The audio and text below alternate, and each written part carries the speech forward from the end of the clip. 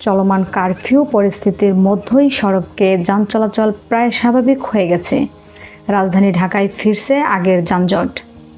গাড়ির সংখ্যা বেড়েছে। দেশের জাতীয় ও আঞ্চলিক সড়কের পর স্বাভাবিক হয়েছে লঞ্চ চলাচল। ঢাকার প্রধান নদীবন্দর সদরঘাট থেকে নিয়মিত যাত্রী নিয়ে সারা দেশে লঞ্চ ছেড়ে যাচ্ছে। আর আজ বৃহস্পতিবার থেকে সীমিত পরিসরে ট্রেন চলাচল শুরু হতে যাচ্ছে। ঢাকার সড়কে বুধবারও ছিল তীব্র যানজট। যান চলাচল পরিস্থিতি এতটাই স্বাভাবিক হয়েছে যে রাতে কারফিউ চলা অবস্থায়ও যানজট দেখা যায়।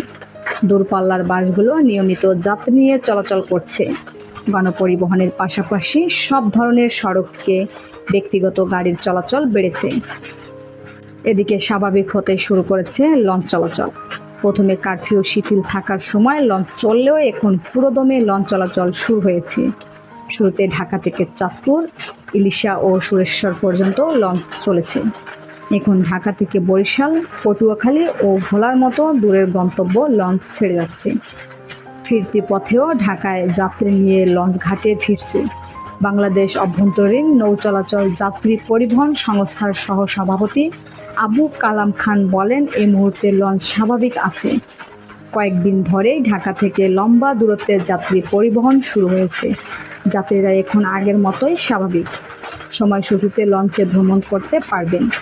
দিন-রাত সবসময়ই লঞ্চ পাওয়া যাচ্ছে।